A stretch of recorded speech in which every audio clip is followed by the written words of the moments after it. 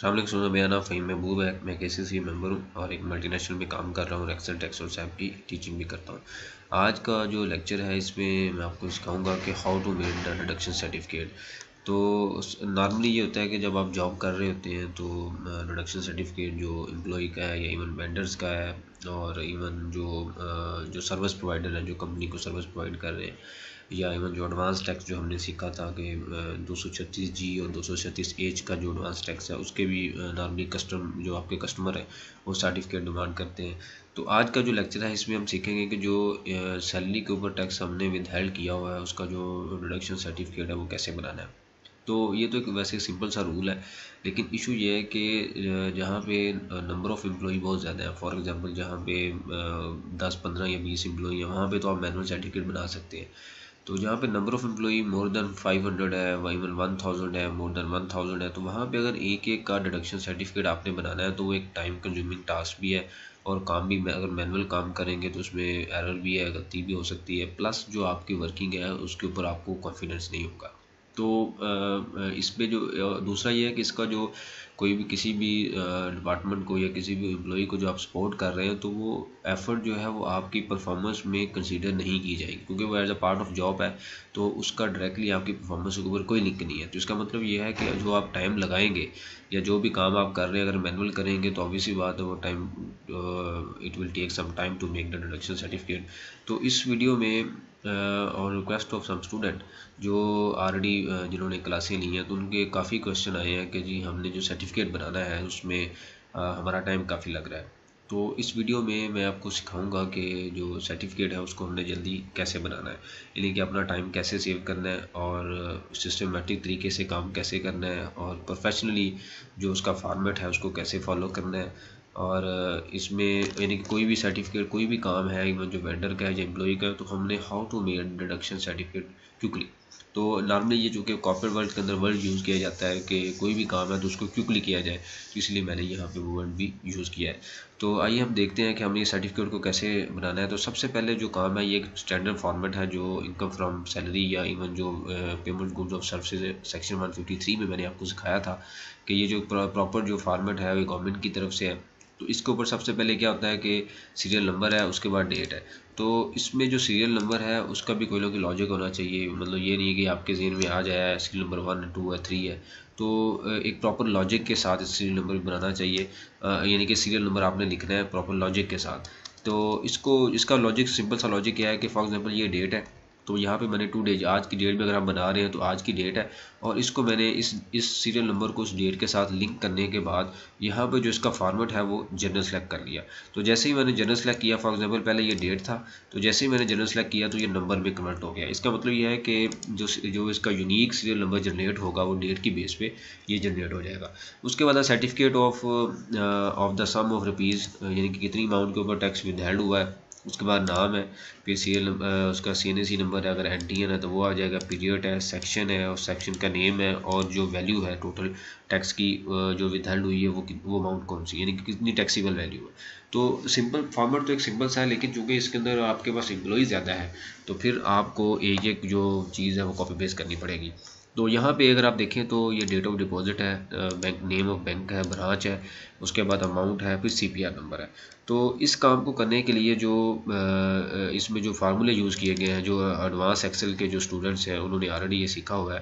कि error if error index row का formula कैसे यूज़ करते हैं। तो एनीवेज मैं यहाँ पे फार्मूले के ऊपर नहीं जाऊँगा, तो चूँकि जिन्होंने प्रॉपर क्लासें ली उनको तो प्रॉपर ये शीटें और एक्सेल की फाइल वगैरह सारी मिलती हैं तो उनके लिए तो ईजी काम है, लेकिन जो अंडरस्टैंडिंग के लिए अगर किसी ने लगाना है तो इसको वो यहाँ से देख के फार्मूला लगा सकता है। तो सबसे पहले जो है वो डिटेल शीट आपने बनानी है। डिटेल शीट में क्या मेंशन होगा कि name, CPR number, CNAC number, bank name, amount, date of deposit, NTN, taxable value और ब्रांच नेम। असल में ये जो शीट है ये इस डैशबोर्ड को, जो सर्टिफिकेट का डैशबोर्ड है उसको सपोर्ट कर रही है। तो यहाँ पे अगर मैंने अब सिंपल सामने क्या करना है, वो जो सारी चीज़ें इसमें अगर आप देखें तो सारी की सारी उस शीट से लिंक है। कहीं पे भी आपको फार्मूला यानी कि सिर्फ आपने नाम पेस्ट करना है, बाकी सारी की सारी चीज़ें उस शीट के साथ लिंक है। फॉर एग्जांपल यहाँ पे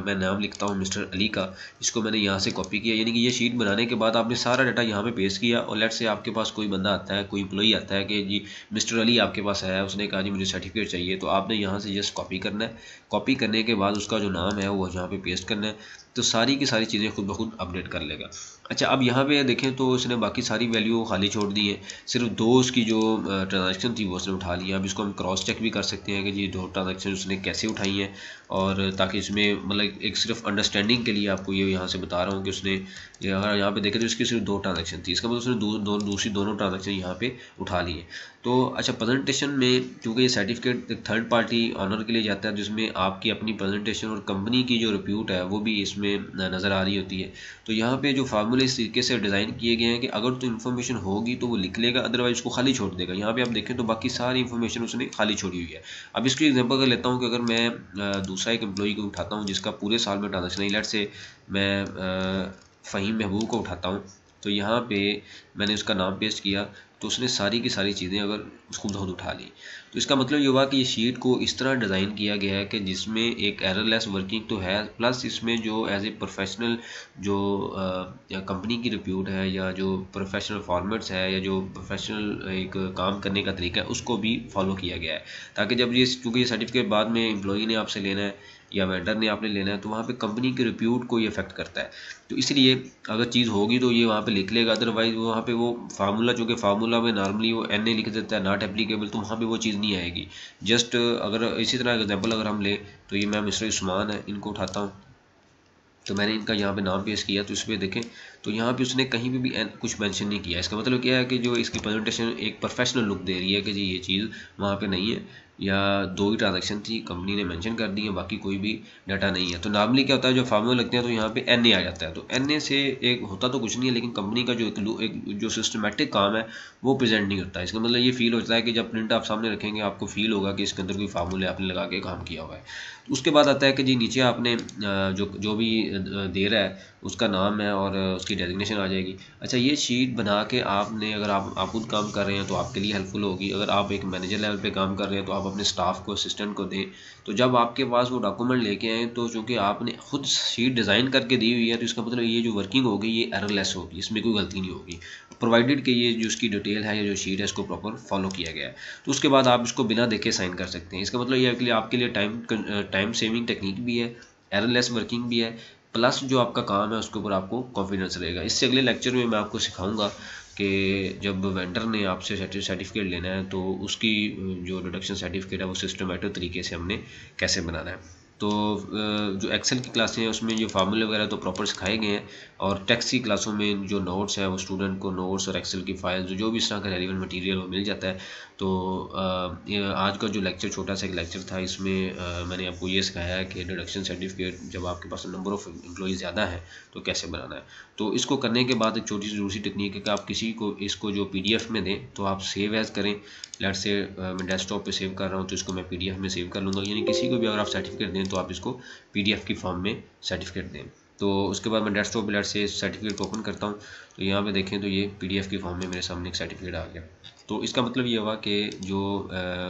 काम है, यानी कि डिडक्शन सर्टिफिकेट का जो काम है जिसका कोई आउटपुट नहीं है, सिर्फ इनपुट है, यानी कि इसकी ये आपकी परफॉर्मेंस के साथ इसका कोई लिंक नहीं है, लेकिन आपका टाइम सेव होगा तो आप यहाँ से टाइम बचा के कोई प्रोडक्टिव काम कर सकते हैं। अदरवाइज़ आप यही काम कॉपी पेस्ट ही करते रहेंगे जिसमें गलती भी हो सकती है, प्लस आपकी जो एफर्ट है वो भी ज़्यादा लग रही होगी और टाइम कंज्यूमिंग भी है। अगर आपने प्रॉपर क्लासें लेनी है तो नीचे डिस्क्रिप्शन में मेरा नंबर और फेसबुक पेज मेंशन है, उस पर आप डिटेल के लिए मुझे मैसेज, व्हाट्सएप या कॉल कर सकते हैं। और इसके अलावा अगर आपने चैनल को सब्सक्राइब नहीं किया तो इस चैनल को लाजमी सब्सक्राइब करें और ज़्यादा से ज़्यादा इसको शेयर करें, लाइक करें। और अगर प्रॉपर क्लासें लेनी है तो मुझे उसकी जो प्रॉपर क्लासों की डिटेल है एक्सेल, टेक्स्ट और SAP की, उसके लिए आप मुझे व्हाट्सएप, कॉल या उस पेज पे इंफॉर्मेशन ले सकते हैं। Thank you very much.